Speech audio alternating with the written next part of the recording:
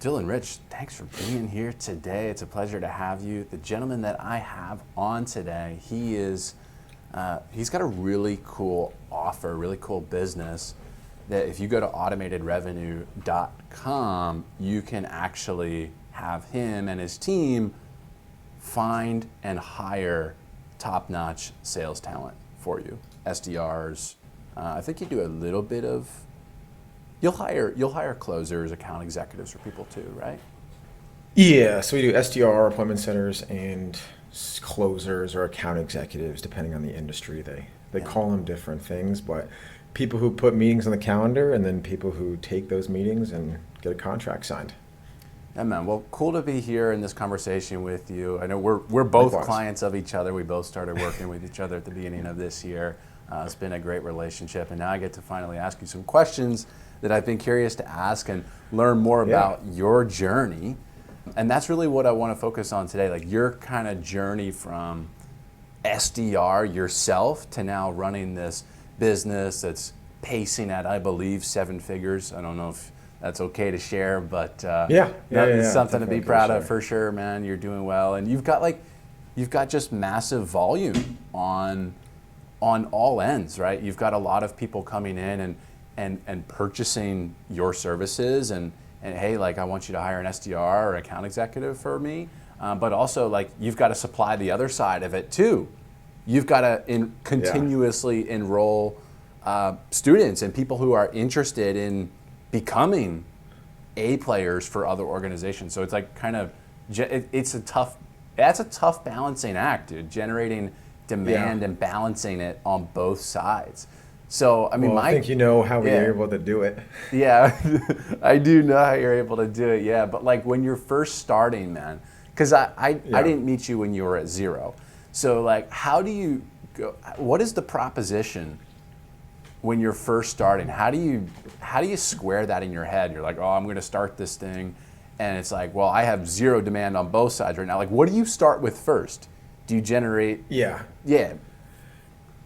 So, I mean, the offer was driven by prospects and potential clients, right? So I'm a firm believer in, you need to build an offer around where people already are and where the interest and the demand already lies, right? Because you have a much harder job in business if you build something not knowing if people want it, and then your job is to force people to want it. It takes a lot more energy, time, money, resources, whatever it might be. It takes a lot harder to take someone who's here and be like, hey, I'm over here. Do you want this thing? Where I might as well just sell hot dogs to the drunk people instead of, selling vegan options at the football stadium. So the offer started with the sales training and coaching. That is my background, as well as my business partner, Jake, who you've also met.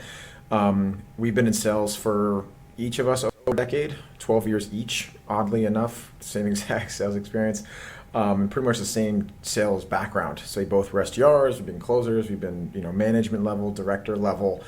And essentially what our jobs was cultivating sales talent inside of an organization. So that's our background. That's what we were comfortable with. We teamed up. We created the course, the program, and it kind of came naturally. One person, I was like, what do you do with your students? And I was like, we train them. He goes like, what happens like after? I was like, I don't know. What do you want? And he goes, I want to hire somebody. I was like, do you have good salespeople? I was like, yeah, we have great salespeople. He goes, what would you charge me for that? And I was like, on the fly, I was like, this. And he goes, that's fair. Let's do it. Totally. And I was like, okay. And then I was like, this could be a business. Because we have all these people sitting there. I mean, you might as well try to monetize both ends. And, not from a monetary perspective, we help our students get job opportunities. So it's like, it's fulfilling, it's helpful, and it makes a lot of sense. But like you said, it is definitely a teeter-totter, right? Making sure you have enough trained students to then supply the demand and making sure you don't have too much of each, right? Because if you have 100 students and 10 jobs, that's a bad look. If you have 100 companies and 10 people, that's an even worse look. So it's definitely, you have to scale gradually, right? We can't just like ram ads for one offer and not the other, and making sure that everything is of high quality. So it's been a slow and steady gain from a business perspective, but Yeah. it's helped a lot in regards to product offering. So you and your partner, Jake is the integrator, operator of the business, and you're more of the visionary. I think I can speak for you there. Yeah. How did that relationship come about, and what was like the expectation setting? Because you and I have both seen where these types of partnerships, co-founding partnerships, they don't work, and sometimes they end ugly. But if you can find the right partner and have the right expectations set, and you're both clear on your roles, I think that it can really be a propeller and a beautiful relationship where you have a much bigger piece of you have a smaller piece of a much infinitely bigger pie. So I'm curious about that relationship. Yeah. How it came about. Absolutely, man. So I joined a coaching program myself called Wake Up Wealthy, probably around 3 years ago now. Crazy enough to say that, almost 3 years. I joined that program because I knew that my skill sets and my experience could yield more in my life. I was just a salesperson, 9 to 5 person, just realized that I'm not really maximizing my potential. I was kind of at a glass ceiling, right? Because in a sales career path, once you get to like a director or like a CRO, that's really it. Like that's the top of the mountain, right? Obviously, the mountain is different heights at different companies, but from like a position standpoint, responsibility standpoint, that's really the echelon of it. So I wanted to get into business. My dad was an entrepreneur, and this group, Wake Up Wealthy, one of my best friends from college was a part of it. He had a great experience. He was living life to the fullest, and I was kind of jealous. And I was like, yo, Bill, what are you doing? What's your secret? How'd you get to this? And he goes, just talk to this guy. His name is Brody Kern. So talked to Brody, joined the program, and really expanded they have 4 pillars: mind, body, spirit, and business, and living in alignment with those 4 pillars of your life. So making sure that your mind, your body, your spiritual connection is aligned with what you do career-wise. So it wasn't in alignment at that time in my life.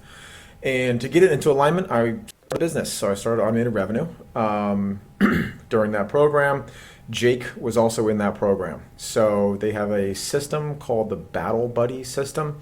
Sounds corny, but you match up with somebody in the community for a week. So you hold each other accountable, you get on a connection call, you meet somebody, it just grows your network and just expands, the people that you know in your life. And Jake was one of my battle buddies, and we got on a connection call. We had a lot of, similar background and experience, as well as very aligned with how we approach life. So we stayed in contact for months and months and months. We, touch base every month, and it kind of just became natural. He said the words SDR Whisperer once, and it like burned a hole in my brain, and I was like, shit. This is when I was like building a Twitter audience and like starting to do social and content and stuff like that. And I was like, yo, Jake, like I have an audience of people who are interested in sales. We should build a course, a program. So I pretty much pestered him and manipulated and bullied him into into building the SDR Whisperer with me. Best decision ever. And we built it, and then people just started to come into it. So back to your point of how we met was through a networking group or mastermind group, and really our X factor of why we've been able to work together so seamlessly. It doesn't feel like hard work, is because we had the joined and shared basis of like life. Like we have the same outlook on life, same spiritual stuff, same mind, body, habits. Yep. That's kind of the foundation, and then business just came, organically from that. Yeah, you guys are very similar, and I should have introduced you that way too. The SDR Whisperer. That's really become a big part of your brand, and that's the moniker. Yeah, that's kind of what people like. I actually realized yesterday that you don't have your last name on Twitter. Like if you look up Dylan Rich on Twitter, it doesn't come up. You have to look up SDR Whisperer. Yeah. So if you search SDR on Twitter, I'm the first person, so it's kind of like SEO. That's SEO, man. That's awesome. Yeah. Well, cool. I want to dive more into, like we said, we were going to your journey a little bit. So, I think I'm turning 26 tomorrow. and you're, I think, a little bit. I think dude. you're a little older than me. Right? Happy birthday. Thank you. I turned 32 5 days ago, the 23rd. Oh, happy birthday as well. All right. September babies. So you're 32 now, and what were you like? I mean, where's really the origin of all this? I mean, what were you thinking for your life path at 18 years old? What was the plan? I was going to be a New Jersey state trooper. Wow. I could totally see you having followed that path. Like you kind of, you fit that a little bit. I could see it. Yeah. Yeah, but that was the original goal. Went to Rutgers. I was a criminal justice major, double majored in criminal justice and sociology. Obviously, didn't really do too much. I was a pretty bad student, actually. I'm just not a fan of like, you need to learn this and do this test and assessment. But, at that time, that was kind of the route, right? Like, there wasn't 18-year-olds making money online at that time. It was a little bit of a different landscape and different options to what you could do. 2009. 2009. Yeah, that's when I graduated high school. Mm-hmm. So, there wasn't money Twitter. There wasn't a lot, or at least I wasn't, open to those things. So, went the college route, joined a fraternity. Really, just the people I met in college was probably the biggest takeaway. Not really the degree. It's more so debt, but had a lot of fun, met a lot of really good people, lifelong friends, best man at my wedding, individuals such as that. And my dad, like I said, he was a business owner. He's always been a salesperson his whole life. So he was a traveling salesperson. So he had clients all across the eastern seaboard. So anywhere from Florida up to Maine. He managed units. He sold vacuum cleaners, funny enough, for a business. Probably door to door. So, door to door. So his thing was he would walk into a new person with a vacuum cleaner and throw it in the door and let it break. Like his vacuum cleaner he sold and like show them that it didn't break. Oh, wow. So he would come in guns blazing. It's so funny. I'd love to see that. So, he was a door-to-door sales guy. So he's always been in sales, always been really good at, human connection, creating connections with everyone he comes across. When he called somebody, how's the wife, how's the kids, he'd always have personal stuff that he'd start off with. So learned my sales kind of knack from him. And I essentially called him. I was like, hey, Dad, I'm graduating college. I think I've partied a little bit too hard to be a state trooper at this point. I wish I do. And he's like, do sales. So took the old man's advice and got into sales. I did door to door, started selling cars, and then I moved into like software SaaS sales, enterprise sales in New York City. So I moved to Hoboken, New Jersey, worked in the city, commuted, and did that for 8-9 years, and then started on mid-revenue. What were some of the hardest things that you went through when you were starting your sales journey? I imagine it wasn't easy in the beginning, or was it for you? Because you kind of grew up around it.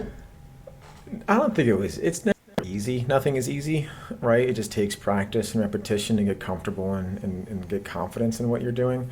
But yeah, it was definitely tough because we sold office equipment. So like Konica Minolta and Xerox printers. So if anyone's listening to this, don't do that. Not a good sales career path because they work off contracts of like 5 to 7 years. So if you get a big office copier or printer, you're locked in for half a decade. So 99.9% of the people that offices that I went and visited, they were middle contract. They're like, yeah, reach out to us in 3 years. And in my head, I was like, if I'm doing this in 3 years, I'm going to be, jumping off a bridge or something. Yeah, It's terrible. So everyone that we spoke to just wasn't a good fit at the time. And I was like, just ramming my head against a wall. I was like, this is tough. This is tough. So I was like, Dad, like, how else can I get good sales experience? And like, that's a good lesson. Like, if you're doing something that you don't truly love, it's hard to make an earning or income. Like, it's not bad to jump ship, right? Like, you only have one life. So I did that for a few months, and then I went into car sales. Much easier of a sell. People come to you, right? They walk into the dealership. Biggest thing that I learned there was just like hunger, tenacity, working hard will directly affect the amount of money you make. So that was a big lesson there. as well as like selling a commoditized product. So like we sold Mazdas. You could buy a Mazda at 6 different dealerships in a 20-mile radius, right? What you were buying wasn't unique to what I was selling. So why would people buy a Mazda from me versus a Mazda from the guy down the road, right? So it really came down to, relationship selling, and actually creating a connection with somebody and making them stay at your dealership to buy from you because they wanted you to make the commission on the sale. So that was a really good learning lesson. Dealing with a commoditized product, buying from you versus anything else. And the way car sales works is if you talk to that person first, they're your lead. So I would stand in the parking lot all day long. And as soon as you got out of your car, bam. That guy. Dylan Rich, how you doing? What brought you in today? And the older sales guys hated me. I was like the youngest person at the dealership by like 20 years because they would just sit back and wait for them to come in the showroom. I'd be like, why would I do that? I could just go out. I'd be working like 4 people at the same time. They'd be like, this guy's like cheating the system. I was like, all right, work harder, man. Yeah. I want to go back to that first experience. We've talked about this a little bit. I mean, I think a lot of people think that they're very good at sales, when all they've done though is actually they've only just sold things that are sexy, like lead generation and stuff like that. Yeah. I mean, you're selling something in the beginning there that is totally the opposite of sexy. How do you Couldn't be less sexy. Dude, you have to be good at sales to sell. You have to be really good at sales to sell printers, especially outbound. Like, is that what were you prospecting for that? Yeah. Bro, how do you sell that? I mean, you just walk into the business, you schmooze up the secretary, and you get a business card. And then we took a bunch of business cards. We'd go back into the office, and I mean, this is before Close.io or Go High Level or HubSpot or anything like that. We would just manually call up, hey, I was in your office this week, just wanted to see if we could set a meeting to come by and talk about your, copy your office lease, see if we can save you some money and get you a better unit. So it'd be door-to-door plus cold calling, I guess. Wow. So you were traveling a little bit? Yeah, so it was pretty, centralized. Mm-hmm. I was still in college at that time. So my senior year of college, I worked part-time for it. But it was all in like the New Brunswick, Princeton, area there. So we drive to like a big office building, take the elevator up, and go to every single office. Man, that sounds hard. Just the nature of that being so low on the totem pole too, having to schmooze and stuff like that. Man, I hate the thought of that. Yeah. That's tough. Hey, you gotta earn your stripes, man. Yeah. You gotta earn your stripes, and it taught me that I don't want to do that ever again. Yeah. Totally. Yeah. So It was a fun time. yeah, man. Yeah. So moving further, you got a job at a car dealership, and then from there we went a little fast through the rest of it. What happened after the car dealership? Yeah, so after the car dealership, I was like, I want to do like legit sales, right? So I started applying to jobs, in New York City, SaaS companies, software companies, startup companies. I flopped a bunch of interviews because I had no B2B sales experience. I did door-to-door and car sales. They didn't think it translated, right? So I landed a job. A guy took a chance on me. Came in as an SDR, inbound or inside sales, they called it. So we sold sports analytics software to coaches and athletic directors in the high school and college space. So we sold to Tight volleyball budgets. coaches. Yeah. And like seasonal budgets. So we sold lacrosse, volleyball, basketball, football as our core sports. So we would cold call, coaches on their cell phones. And the crazy thing about this role, and looking back at it, super valuable, but I've never heard SDR's responsibilities be like this one. So we had a cold call, we had to qualify, and instead of booking an appointment, which is like standard practice, we actually did demos. The SDRs did the demos. So if I called up, Coach Jones, football coach, like, hey coach, I know you guys are doing it this way. We were doing it this way. By chance, you got like some time, you by the computer, Yeah, I actually am. Awesome. Can you open up a new browser tab for me? This is before Zoom, and we use this like screen share technology. They had to type in the URL. So it was like screenshare.com slash like this one, C3YN5FSWH. So they had to manually type it in over the phone. They clicked it, boom, screen share. I demoed the platform. So this cold call has now turned into not only, an intrusion of their time and a break of their day, but now this poor guy's on a 30-minute demo call. And then once the demo was done, he goes, "What's the price?" And then I would live transfer it to the closer who sat next to me. No way. Yeah. And if he was on another call, I'd have to keep this guy on the phone until he was off his call and then live transfer it. So it was essentially a one-call close, cold call, demo, and pricing close all on the first initial call. That's pretty so crazy. interesting. Yeah. I've never heard of another like sales structure like that. But you actually did it. Yeah, like 200 dials a day, boiler room. It was like a room probably twice the size of my office now. There was like 20 SDRs just ripping dials. And you're talking to like football coaches in high school. Like you got to bring the energy, you got to kind of talk the talk. So it was like it was an awesome experience. I was there for like 2 years. Went from SDR to SDR manager to closer, director of partnerships. And then they sold. They got acquired. And then on the spot lost my job. So 2.5 years grinding, making a name for myself in the company, working my way up the ranks, and then boom, one day, you got no job, Dylan. So I mean, you laugh about it now, but like at that time, that must have. I mean, you're probably in your mid-20s, maybe, or something like that. Yeah. Early and that 20s, sucks. Yeah. That sucks. So what next? Yeah. So I was like, I mean, I'm never one to kind of like sit and pout. You just gotta keep pushing on. This is just what the circumstance. You can't do anything about it. So went back, hit the job market, and I was selling B2C technically there, right, to consumer.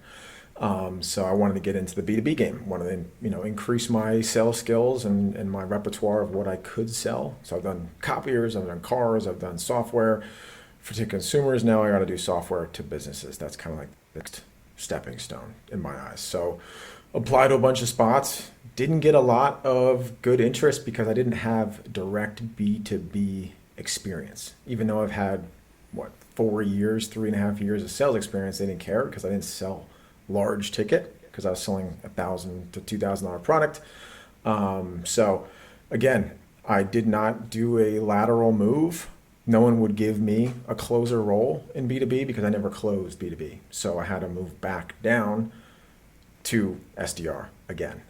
So I went from not making cold calls, not making cold calls, closing deals, now back to making cold calls. So, a little bit of a punch on the chin, but to move up, sometimes you can't always go up, right? The road is not always up. So went back down, had to do cold calls for that company, and then worked there for a year, moved back up to, account executive closer, and pretty much stayed in that account executive closer role for like 4 to 5 years, moving around. I've sold, enterprise software. I've sold procurement software. I've sold HIPAA compliant software. I sold. That's boring. Yeah, boring, but high ticket. You're reaching out to, Fortune 500 companies. I've learned a lot. I've sold to almost every different type of person, and that's why I think I'm pretty uniquely qualified to train sales. So it gives me a lot of confidence is that any question that I'm going to receive with our students, I've done it, right? I don't have to speak about what it might be. This is my direct experience.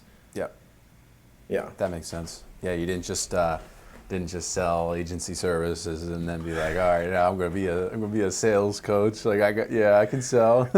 Yeah, that's the problem is people have success selling one singular thing and then think they know what everything is. So for sure. It's weird. You mentioned a few minutes ago, I'm curious what you think of this. You mentioned in passing 200 cold calls a day, and I actually read a statistic. I stumbled upon it probably 6 to 8 months ago. It was the average SDR makes 33 cold calls per day. And I was like, Yeah. wow, the average SDR is a loser. What? Like that takes no time, dude. What? Yeah. Like I say like like an average SDR, like a B minus player SDR makes 100 calls a day. A B plus makes 150, and then an A player makes 200 calls per day or more. Yeah. Is that kind of in line with what you've seen, or a little bit? I guess it depends too. I mean, the number of cold calls should be in proportion to the amount of valuable conversations you have. Yeah. So the way that I look at it is if you've made less calls but you've done more output, like that's a way better day than like making 300 dials and setting no meetings. Like that's Yes. the worst day possible, right? But it shows that you're putting in the effort and you're willing to do what is required to have a good output day, right? But yeah, 33 cold calls, like that's gotta be like, that has to be like very high enterprise where it's not like a smile and dial environment. It's more very much targeted, very much, ABM, account-based marketing approach. So I would say the number of dials doesn't truly matter. It's really how many is required to get the job done is how many dials you should be making every day. Yeah. If you call 5 people and all 5 pick up and you book 5 appointments, Totally. it's a pretty good day. Totally. Yeah, well, I guess that then the more important number there is your connect rate and how many conversations you're having per day. Because if you're just not having meaningful conversations with people, if you're too focused on the I'm going to make 200 calls today, and you're not taking your time with the conversations and putting in as much effort as meaningful conversations is the metric. Yeah. So let's talk about how you run sales teams, because I know you've had extensive experience doing that. Like, what's a well-oiled machine of a sales organization, rev organization look like? Because I'll preface it too with I've seen some shit. Like, I bet. Yeah, Yeah. I mean, what you do. You've probably seen some pretty. I've seen a lot too. There's 2 components to a sales, right? My analogy is always like a car, right? So, if you're a salesperson, you're essentially the driver of said car. That's your job, right? So when you're looking for a new job or new opportunity, making sure that the car that you're about to get into, it has a well-oiled engine, that doesn't have a check engine light on, there's a seat belt, there's a windshield, like making sure that the car you're about to drive is safe and well equipped to go from point A to point B. But as a sales organization, it's your job to build that car, right? So making sure that you have proper software, tech stack, right? A CRM, a dialer, Zoom, you'd be surprised. Like a Slack, internal communications channel, good tracking and reporting, Airtable. So making sure that you have the correct software pieces. The second part is just because you have a good tech stack, it means that now there's a bunch of disparate data sources. So making sure that the softwares that you do have as an organization speak to each other and they work in tandem to get you the information and the job done in the most effective and efficient way, right? Just because you have a CRM and, maybe Slack and, Airtable for performance and tracking and spreadsheets, and if they're all here and around, but they don't talk to each other, it's even more useless than not having them at all, because now you don't know anything about your sales company. So the best sales organizations are data-driven. They have a well-oiled machine where they can see the important metrics at a moment's notice. They can just load up a report and see what's going on.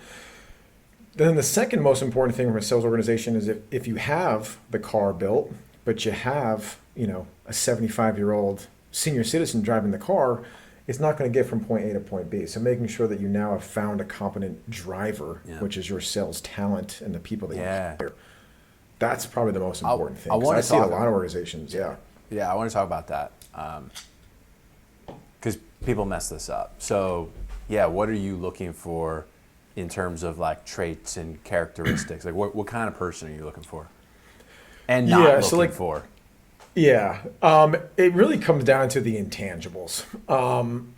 We hire a lot of people, a lot of people hired on a daily, weekly, monthly basis, and like the biggest pitfalls that I see people who are hiring, they look for the wrong things. They're too focused on their previous experience, or Yep. they're too focused on something that they've sold in the past that is close to what they sell, right? Just because you sell HR software doesn't mean the person that's going to be your best salesperson has been in HR for years. Probably that's the worst person because they have bad habits, they have a preconceived notion about the industry. There's a reason why they're looking for a in the same market. So really looking for the intangibles, right? Your hunger, your tenacity, your willingness to learn something that you don't know, putting in the time, energy, and effort outside of working hours to really become an industry expert in what you're selling and who you're selling it to. And then being able to be coachable and really good communication internally. Those are like the core drivers, right? Yeah. Because if you want the guy who's going to make 33 cold calls and thinks he knows everything about the product, the service, and the industry, and kind of, high chin, kind of pompous attitude, that guy's not going to work the hardest. He's not going to do everything that's required to get the job done. I'd rather have the young buck Yes. who's just willing to die for Yep. the offer and willing to Yes. make money, and he has like a predefined why. Like maybe his mom's sick and he needs to pay for hospital bills. That guy's going to blow the water out of anybody else, right? Because he has a specific why of why he's getting in every day, making his calls, having conversations, and making money. What are you, ageist? Little No. ageist? I'm kidding. LinkedIn's an interesting place. I think LinkedIn would. LinkedIn's a very woke hiring place. I don't know the recruiting the recruiters on there that post these stories. I don't know if you've ever seen it, but it's very woke. I think they would have a problem with you hiring young people and but I would agree too. It is generally hard to untrain Yeah. a mind that has learned bad habits and is now, mid-career looking for a new opportunity. Yeah. I think there's a lot of benefit to going with the young buck for sure. And if you've also seen someone who has had the same responsibilities for a long time, it's also a red flag. Well, because they're just Like if they've not, been- they're not moving up. Yeah, they're not moving Yeah. up. The company that Right. they haven't seen those qualities in that person. That's why they haven't gotten moved up, and that person wants to move up, but doesn't really know why they're being passed over for promotion. So they have to keep moving laterally. That's also kind of a red flag. Yeah, yeah. And you see that in other roles too, not just sales. Yeah, totally. All right, man. Yeah, they're Well, like, why am I not being promoted? It's like, Yeah. well, yeah, totally. Well, dude, this has been a good conversation. I want to finish up with I thought of this just now. Imagine you're writing a book, The 48 Laws of Closing Cold Traffic. Okay, taking a Robert Greene approach here. It'd be a pretty good book, I think. I think you could tweak the Yeah. end part of it. The 48 Laws of blank. I think I'd love to see it from Dylan. But anyway, the 48 Laws of Closing Cold Traffic. What would be one or two or three of those laws? yeah. So closing cold traffic. So treating it as if they're cold traffic is a big thing. Like understanding Yes. what is their knowledge and based on understanding of who you are, the company, what you do, and not assuming that they've done their research, assuming they've gone to your website, assuming that they've done anything besides booking a call, and not skipping steps. Because a lot of people can close warm referrals, that's easy, right? But calling and closing someone who just got one singular cold email and is like, yeah, this sounds interesting. Like making sure that you do all of the proper steps that are required to close a client. That's like the first law, right? Understanding that this is a cold individual who has no idea who you are. They have no trust, validation, or knowingness that this is going to work, right? That's definitely the first law. The second law of closing cold traffic is also the exact adverse of that.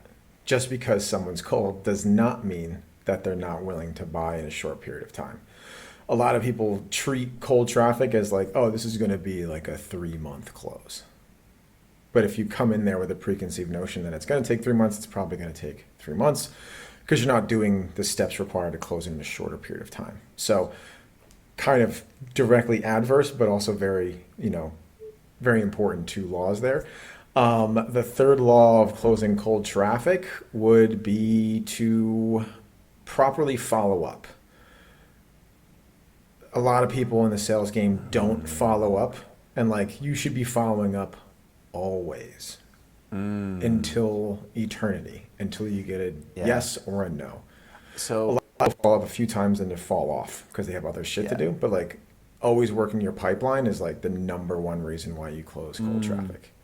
So something I've been battling too. I've heard this thrown out a few times, but someone said something that stuck with me, for better or worse, probably worse. But it's like I only want to do business with people who want to do business with me, and so that's been like for me a little bit of an excuse of well, I don't have to follow up here. So, I don't think that's a good thing. It's something that I got to get out of, for sure. Yeah. Yeah. Well, you got to understand why they didn't buy from you in the first call. Mm-hmm.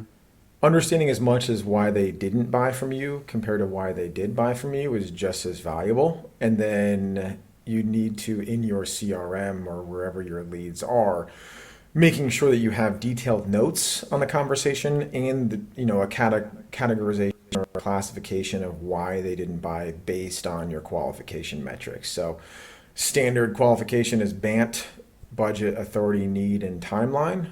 Those are the 4 core drivers usually. Obviously there's, offshoots and tertiary regions underneath those pillars, but did they not have the budget? Was this something that they didn't have money allocated for at that time?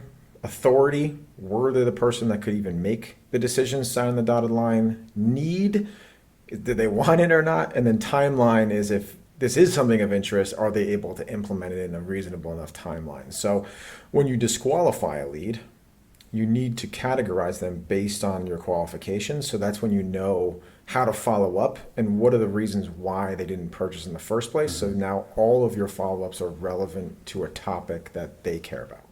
Yeah. Something I wanted to share with you, glad you bring this up, is we started doing in our CRM, we note down what their problem is, what their problems are, their pain, and then there's another field for their future state that they're going for. And you've got to find out those 3 things on the call. If you don't, you didn't do your job. You didn't do your job. We can't effectively sell to them. So, and then a generic notes field as well. So, yeah, I thought you'd like that. I'm glad. Yeah, no, I mean, it's awesome because when you follow up, you're like, hey, I know when we last spoke, this is the exact situation that you were in. Has this situation changed at all? Yeah. So, you should know just by those 3 fields, problem, pain, and future state, you should know exactly who they are just by reading the problem, pain, and future state without even looking at their name in the CRM. You should be, it's that person. If you can't do that, the notes aren't good enough. No. And then, being able to search all people that hit those qualifications. So when you're doing follow-ups in a call block, all right, I'm going to call this hour everyone who's had these categorizations. And then all those calls are going to be the same problem. So you're in the correct mindset and mental frame of what these calls are going to be about. Yep. Yeah. Well, Dylan Rich, my man, thank you very much for being here. AutomatedRevenue.com. Of course, this guy, he's been there, done that. Instead of you spending years trying to figure out where even to find sales talent, this guy's he's the plug, he's got the source. So I would hit him up, AutomatedRevenue.com. He's got a team of, he's got a real A-player team to take care of you. So anyway, man, thanks for being here. And an A-player background. Thanks to you, brother. Yes. The Zeus operating system has been very important to us. So much more that we can do too. So much more. Yeah. I think of ideas things I would do to improve your systems at least once a month. So I probably owe it to you to share some of those things. Anyway, man. Yeah, thanks please again. do, brother. Yeah, thanks for having me on.